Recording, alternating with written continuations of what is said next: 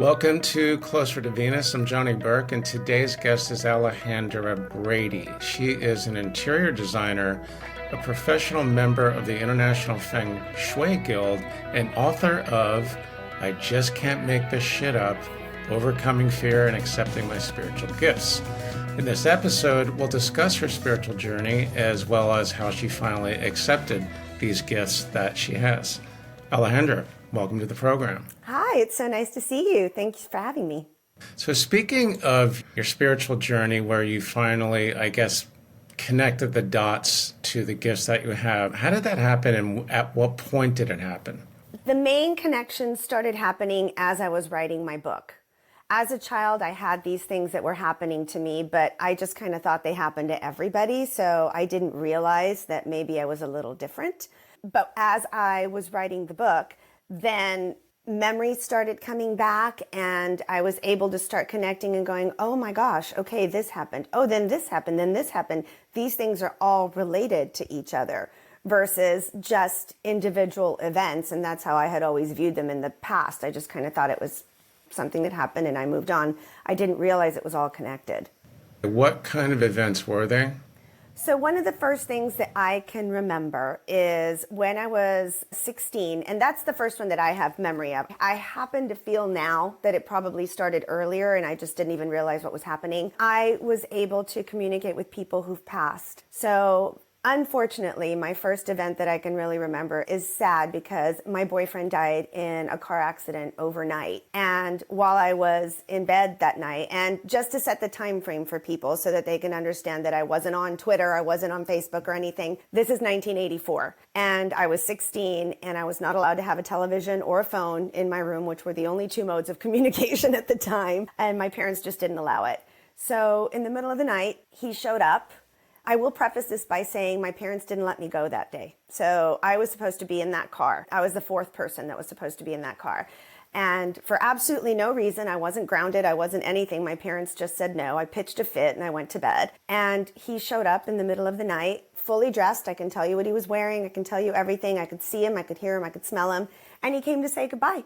And so I just said goodbye. And then I got up that morning. It was a Sunday morning going into Monday. So I was going to go to school the next day. I was a junior in high school and I walked into my parents' bedroom. And as I walked in, my mother is on the phone. You know, it's the old fashioned receivers attached cord and her face is all red and you can tell that she's crying. And I just looked at her and I said all this in Spanish because we spoke a lot of Spanish in our house. It is my first language to this day. And I just said, I don't want to go to school. And she just looked at me and, you know, she said, ¿por qué? Which just means why. And I just said, because so-and-so died, you know, last night and I'm sad. I don't want to go to school. And she just looked at me. I go, he died, right? And she goes, yes, you know, he died. And I'm like, okay, I don't want to go to school.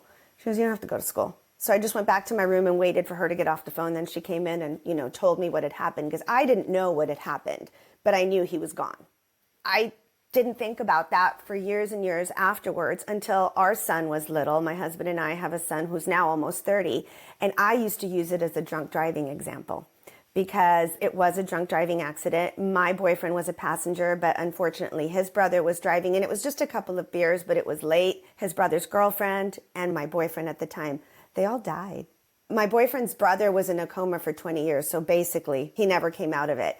The girlfriend was thrown through the windshield, and then my boyfriend lost an arm and bled out on the side of the road while help came because it was a one-car accident. So everybody in that car was gone, and the only reason I wasn't was because my parents at the very last minute said, absolutely not, you're not going. So I use that as an example for my son for drunk driving, not so much for the fact that he came to me, but the story was always alive because of that. So as I started to write the book, that kind of started flooding back, and I'm like, oh, so maybe the really weird part of the story is the fact that I could see him and talk to him, not the drunk driving part.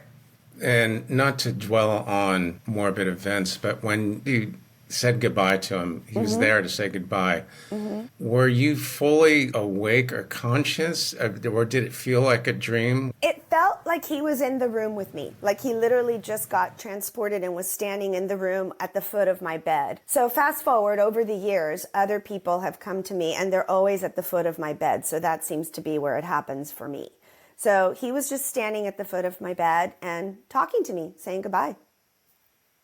Okay. And I just said goodbye. I feel I was awake. I mean, I don't know what state we're in when these visitations happen. It's not dreaming. It's definitely not a state of dreaming that we're in when we have a visitation, because there is a difference between a dream when you're astral traveling and when you're getting a visitation. They all feel very different, to me at least. And sometimes people have come and I feel them touch me. I've been hugged at night. I've had people talk to me at night, and that freaks you out and wakes you up. So I know it's not a dream because I physically feel someone touching me. So it happens all sorts of different ways. And again, I just kind of thought that happened, to most people, or I didn't think it was weird. My mom never said, well, that's weird. We just went about it. I did ask to go see his mom, and I did tell her what he said to me. And that becomes important because that is what I've understood now to be one of my gifts. My gift is not to interpret it, and it's usually not for me. It's for me to tell whoever needs to know that it happened and that they're okay. By definition, being able to communicate with those who passed over, it's usually called a medium. Mm-hmm. But you don't really brand yourself or describe yourself as a medium, even though you have that ability. What are your thoughts about that? That's correct. I've chosen not to, at least at this point in time. I feel that my strongest gift is to be able to work that way through your home, if that makes sense. I can go in and read your home's energy, and your home can talk to me and tell me what's going on. I'm certified in Feng Shui, so I've had training, and I'm certified in biophilic design, and I have over 20 years as an interior designer as well. So I'm trained to look at the home. I have chosen at this point in time, although I'm also certified in Oracle Mastery, so I do understand those gifts.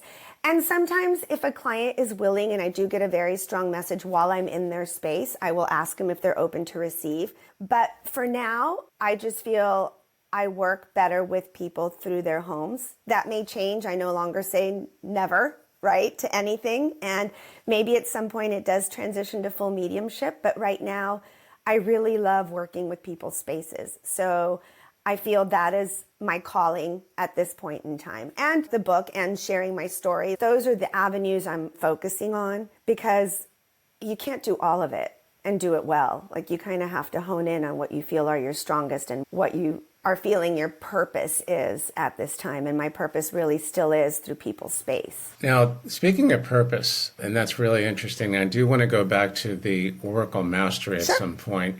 You described yourself at one point as having an emergence as a light worker. Was that around the same time in your teens, or was it later? Oh, no, that was all much later. That's again as I was writing the book and as I was working with healers who were the ones that told me that I was a light worker. When my spiritual journey kind of started, I didn't have any terminology. I didn't understand what was happening to me. I didn't understand what a lot of these words meant when I was working with healers. I didn't even really know the clairs. Clairaudient, clairvoyant, clairsentient, all those. As I was working with different healers and as I was explaining what was happening to me and what my abilities were, like the mediumship, then they were the ones that started explaining to me that that is called being a light worker, that we are here to shed light on other people's lives and to the world and to bring up the energy of the world through what we do. And so that's why I'm most comfortable doing that with your space, because I can go into an empty room and see it done 5 different ways. I can also go into a home and tell you, without you ever saying a word to me, I can tell you what's going on in the majority of the inhabitants of the home. If someone has health issues, if someone's struggling financially, if there's relationships issues, I can see all that through your home. So that's like interior design on spiritual steroids almost. There you go. Because it's you're going well beyond the typical boundaries Correct. of the space. But I think it's really, really interesting. Oracle Mastery. How did you get interested in that, and how does that figure in your spiritual skill set? So that came to me when I was in Sedona. I very much relied on intuition and on other people suggesting things to me as I was going through my journey. And my journey started at 50, so it hasn't been that long. It's been almost 7 years. But at the very beginning, a lot was happening and I was feeling very overwhelmed, and a lot of my gifts were getting turned on because I was becoming aware of them. So it was becoming a lot. And I found this woman in Sedona. I went to go do a reading with her, and her name is Amanda Romania. She's amazing.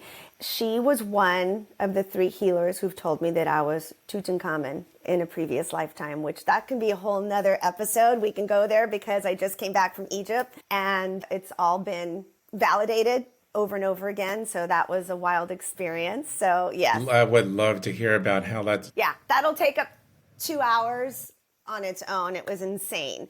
But when I worked with her, she started to see in me too that I get messages for other people. And so I worked under her to just understand when I get the messages.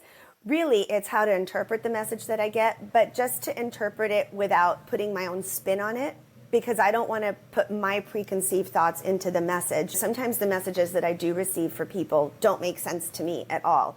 And my brain, being a Virgo, wants to make sense of it and then tell you the message. And so what I learned from her was how to interpret it the way it really is coming and not to change that, because for the person that I'm supposed to give that message to, it's going to make sense. Case in point, I just had this happen. We were in Aspen for Father's Day, and both my father and father-in-law have passed. My dad's birthday was Father's Day, June 16th. My father-in-law sends us dimes. We just find dimes in the most random places, and we know they're from him. We've been told multiple times. So I found a dime on Father's Day, so I knew full on my father-in-law was around. We are walking down the side of a mountain. I kid you not, like a side of a mountain. And the grass is, yay high, about a foot high everywhere. And I look down and I see something shiny. And I pick it up, and it's $4 in quarters. And I'm like, okay, on the side of a mountain, this is wild. So came back, couldn't make rhyme or reason. I'm like, okay, $4 doesn't make sense to me. And then we're talking to our son and his daughter-in-law, and I was still trying to rationalize $4, and I couldn't get my mind out of $4. And my daughter-in-law goes, but it's 16 quarters. Oh my God, that's what it is. It's June 16th, 16 quarters, my dad's birthday. And that is why the name of my book is I Just Can't Make That Shit Up, because who's going to find 16 quarters on the side of a mountain on June 16th, which is Father's Day and your dad's birthday?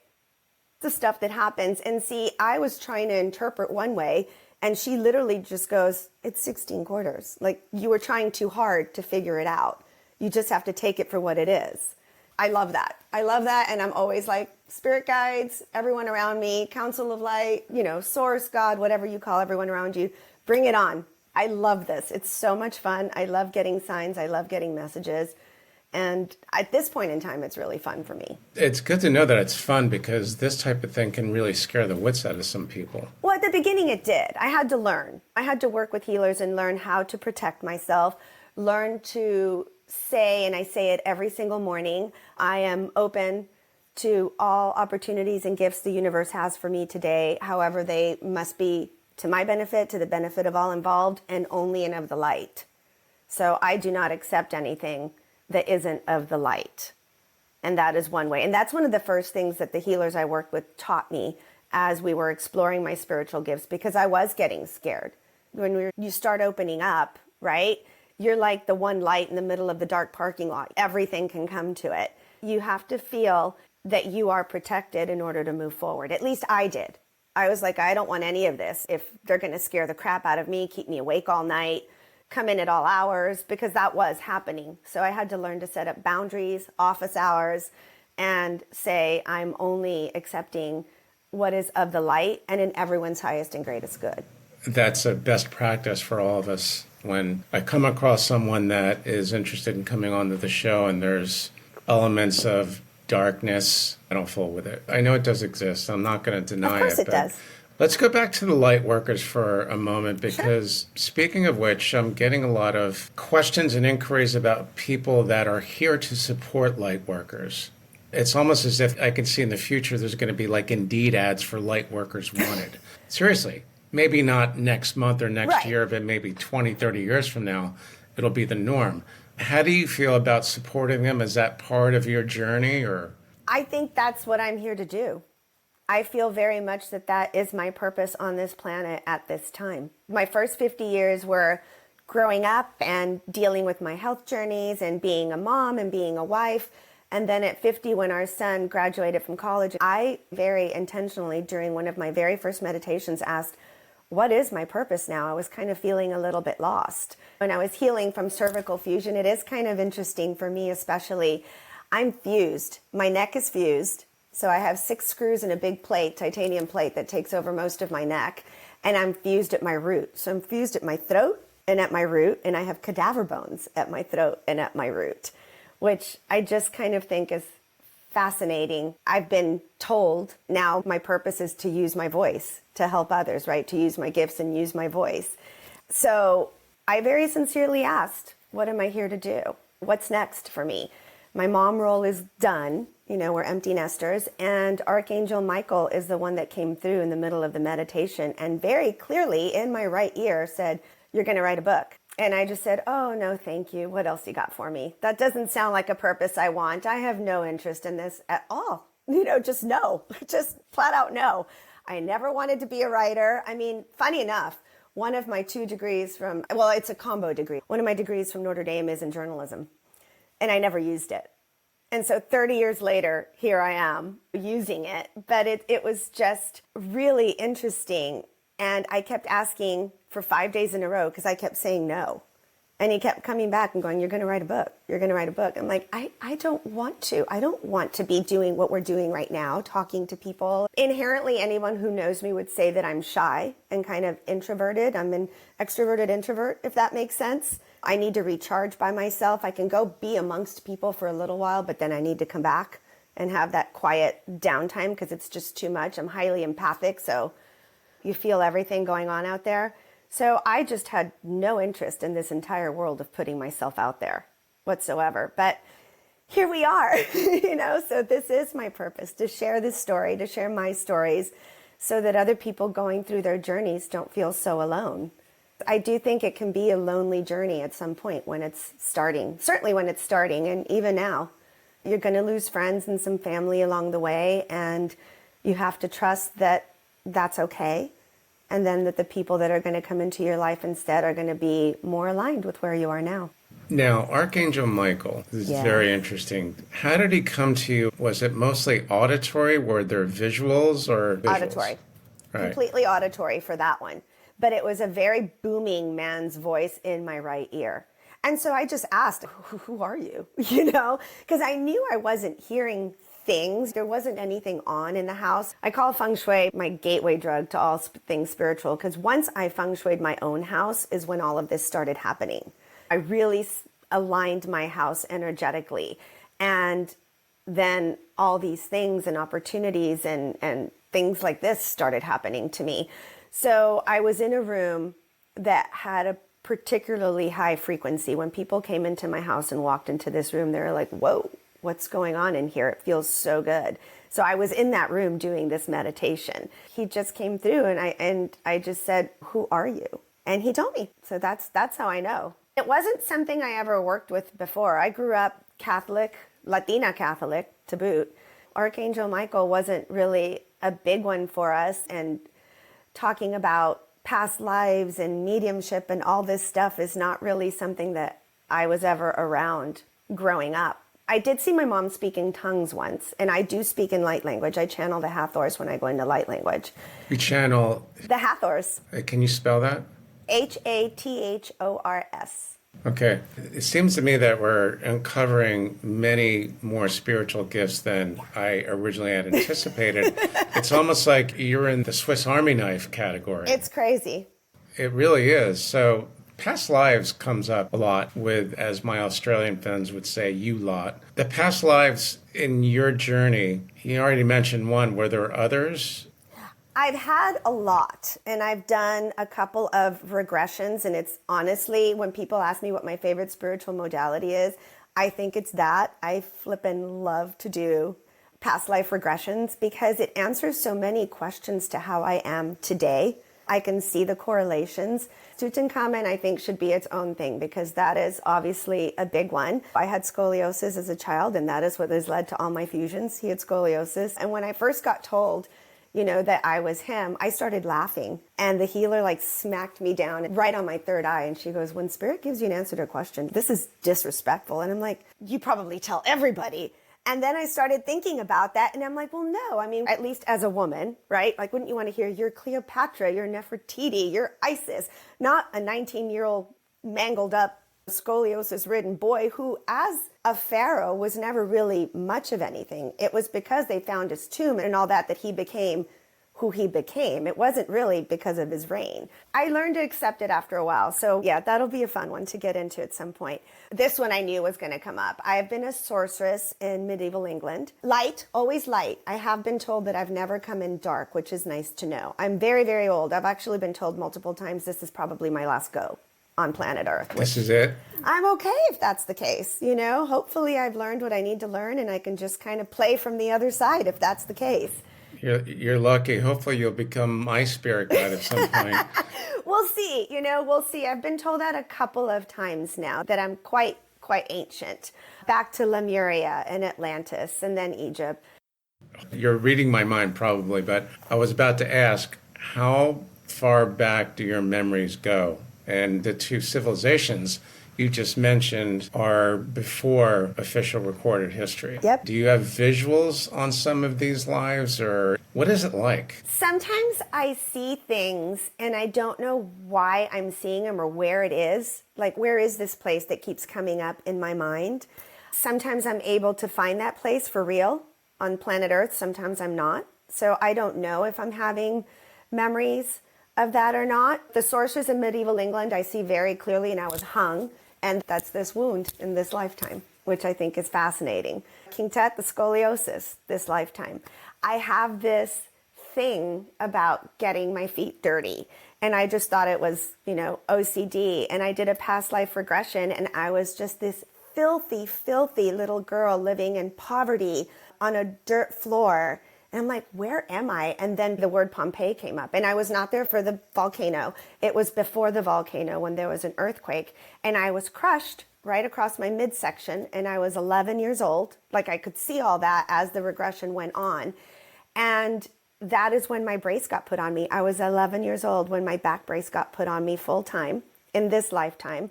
That crushed my whole torso because they were trying to align my spine. So that, and because she was filthy, I'm like, oh, that's where my obsession with not getting my feet dirty comes from. I like that I can correlate things from one to the other. I've had this vision for decades, and thankfully I've described this to my husband forever and ever. We've been married 34 years, so he's heard me say this, that I've been looking for this place for so long. And we woke up on our trip to Egypt, and we were on the river, on the Nile, cruising down between Luxor and Aswan. Aswan? I think that's where we were at that time. I woke up and looked out our window, and I'm like, oh my God, oh my God, oh my God. And I grabbed my husband, and I'm like, that's what I've been describing to you. The closest I'd ever seen was in Scottsdale, Arizona. I would see water, mountains, and palm trees, and all together. But I knew exactly what it looked like, and I just hadn't seen it exactly. And I told him, that's it, that's it. And it never occurred to me that it would be Egypt, because I don't think of Egypt as having mountains. But I guess when you're in the River Nile Valley, the desert around you has that look.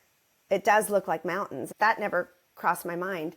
So I asked our guide. We had an incredible Egyptologist who was our guide, who's one of the top ranked in the world and has, you know, best-selling book on life in Egypt before the written word. And we just learned so much.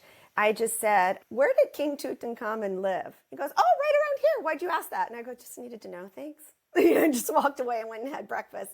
And so I'm like, you know, I'm like, that's what I've been seeing. We were probably near wherever his palace was, and that was what he saw. So there's one that I can at least check off the list that I've seen in my visions, in my dreams for decades, really, that I was finally able to put together with real life and see it.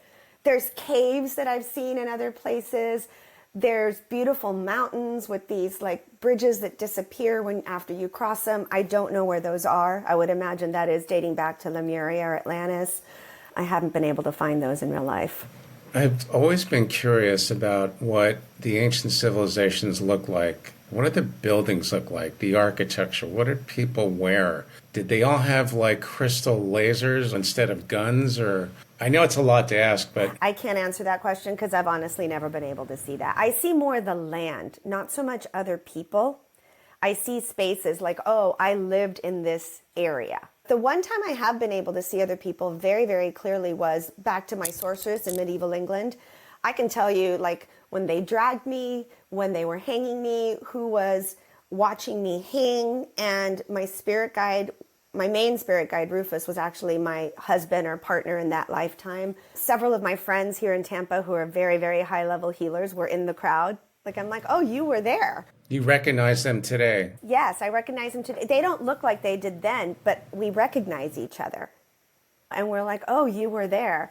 But that's the only lifetime, as of now, with the regressions that I've done up to this point, where I've been able to really, really recognize other people. I can tell you what we were all wearing there. You know, I was wearing a long white flowing gown with a rope tied around the belt, and I had this crazy long hair down to my waist that was blonde and curly. I'm like, where's that hair in this lifetime? I could use that, you know.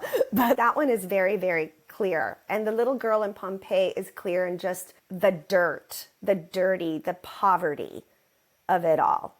That was like what you would imagine. Nobody was walking around with laser beams. That was just very ancient. Yeah. That was a guess on my part. Yeah, no, it'd be really cool. I just haven't had that opportunity yet.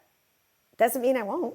No one's really been able to describe in detail what the life was like there. One woman that was on the show a while back, she tried to make an approximate guess of what the architecture looked like, but there wasn't so many details. But I've always been curious about that. Now, you mentioned spirit guides a moment ago, which I've been told literally everyone has one, and maybe even more than one. What can you tell us about them? What kind of human characteristics do they have, if they have them? Well, it depends. I believe that there are spirit guides who at one point were human, and maybe some that are not, but maybe those lean more into like guardian angel or something if they were never human. My main spirit guide is named Rufus, because he told me. I asked him for his name. He has long flowing red hair. He was a warrior in one of his lifetimes. He said he would come to me whenever I see dragons or dragonflies, especially when I'm having hard days. I'll be at a stoplight and here comes a red dragonfly just shooting across me. I'm like, okay, good.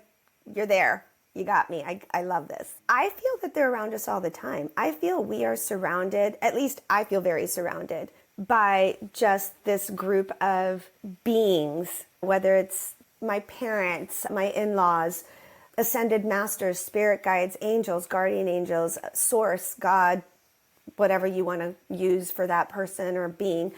I feel very, very surrounded all the time. I hear those nudges, and I always tell people to pay attention to those nudges. If you're going to turn right and all of a sudden at the last second you feel like, ooh, I'm being told not to do that, even though it's going to take you out of your way, follow it. It's probably to keep you safe. So I do think they're around us, and I do think they're guiding us all the time. It's our job to pay attention. All right, and I've heard that many, many times about the guides and our loved ones who have crossed over, friends and family, that type of thing. I've also heard that some of the spirit guides can be humorous, and they can be even kind of snarky, and they can lose their cool sometimes if we don't take heed of their messages. Have you had any experiences like that? Maybe the quarters. I think that was kind of funny. Like they were being funny to send me 16 quarters in the middle of a mountain. That makes no sense. I haven't had them be snarky to me. I have felt sometimes maybe what feels frustrating to us is their way of keeping us from getting hurt. I have had tech stuff go wrong and interviews go wrong or something else go wrong. And instead of getting frustrated, I'm like, oh, okay, they must be protecting me from something. I never really think of them as funny, at least not in my personal experience. I tend to view them more as protection, maybe because that's what I need. For me, it's always about feeling protected and being supported by them. Who's to say that would be fun if they're funny too? I think the main point of spirit guides is just that. It's just for protection. But I have had several speakers tell me that they can be funny and have a sense of humor and that type of thing, which I think is pretty interesting. I think that's awesome. Yeah, it is. It is. I can just imagine two spirit guides, let's call them Michael and Matthew, where they get frustrated and they look at each other and they see their charge going off and doing something stupid like, oh man, not this guy again. You know what I mean? Like, you want to take this? Nope, I did it last time. Your turn. It's your turn. You were talking a moment ago about channeling. Mm-hmm. Is that a part of your journey, or is that just something you stumbled onto? How does that work? It I guess it was supposed to happen, but I didn't know what I was doing. So I was in a group setting doing breath work for the very first time, again in Sedona. I was in the middle of a retreat.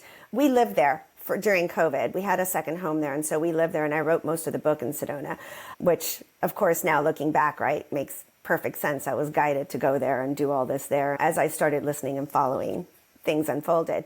So we're in a breathwork session, and there were probably, I think, 7 or 8 of us. We're all having our own experience. You have a mask over your head, your eyes are covered so that everybody has privacy. Some people were screaming, some people were crying, some people were laughing, and somebody was talking in, to me, what was this gibberish. And so when it was all over, everybody sat up and we were all sharing. And I go, who was talking? And everyone turned to me and looked at me and go, honey, that was you. I go, what was I saying? And our guide, our teacher said, you were speaking in light language. Light language. And I'm Wow. like, well, what is that? And she goes, you were channeling. I'm like, what was I channeling? She goes, ask the question. Who was talking to you? And that's what came to me. It's always been a bit unclear because it's Hathor/Hathors. So Hathor, of course, Egyptian goddess who nursed the pharaohs. But then the Hathors are beings from another planet, but somehow they are tied to her. So it could all, from what I understand, all be the same thing. It's never been made clear to me if it's Hathor or Hathors, but I go into light language when I go into breath work. I can go into light language without breath work if I want to. It's not something I do very often. I did my very first, and as of now, only transmission during Lionsgate. I was in the middle of doing a beautiful meditation for Lionsgate Portal last August. And during the transmission, I got told, when you're done with the meditation, you're going to push record and you're going to channel in light language and you're going to put it on your Instagram. And I'm like, no, I'm not. No, I'm not. I give feng shui tips and design tips. No, I'm not. Absolutely not. And they're like, yes, you are. I go, well, okay, I'll tell you what. I'll channel it. And then if I'm okay, I'll post it. And they're like, no, you're channeling and you're posting. And I was scared shitless. I'm like, this is it. I'm going to get canceled by my clients, whatever. But I did it. And I actually instead got a huge response from people. And everybody was very supportive. I don't remember one negative comment on there. People were curious as to what light language was and what it means.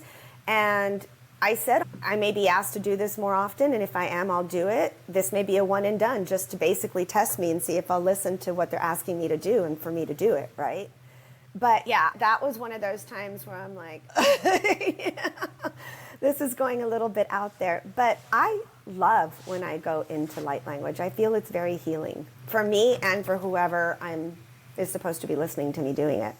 I've heard that once when I had a guest on a while back, and it was pretty incredible. She just started doing this like in a very rapid fashion. It comes very fast. It's very fast, and she wasn't hesitating, and I'm thinking, to be able to make that up, you almost have to be superhuman.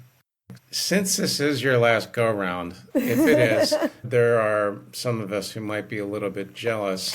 What are your thoughts about our future when you take into effect Lightworkers, Ascension, hopefully moving into 5D or at least raising our vibe? What does the near-term future hold for us? I've seen such a change, even from 7 years ago when my journey started. It's already becoming way more mainstream. There's a lot more out there. There are a lot more people who are open to it. So I feel very positive. I hope that that trend continues. I hope that people understand that there is more out there than just us. There's no way, of course, that it's just us out there, right? And why wouldn't we? What I tell clients when they're on the fence, whether they want to do a consultation or not, I'm like, the energy is around you.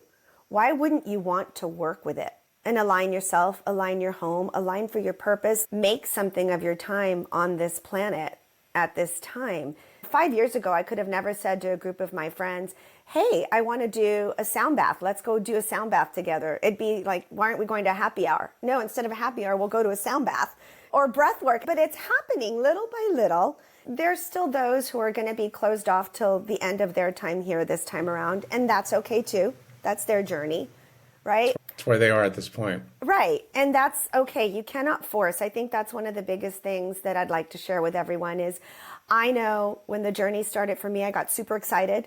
And I was just like, well, of course, everyone's going to want to know all this. Everyone's going to want to do feng shui. Everyone's going to want to do all this.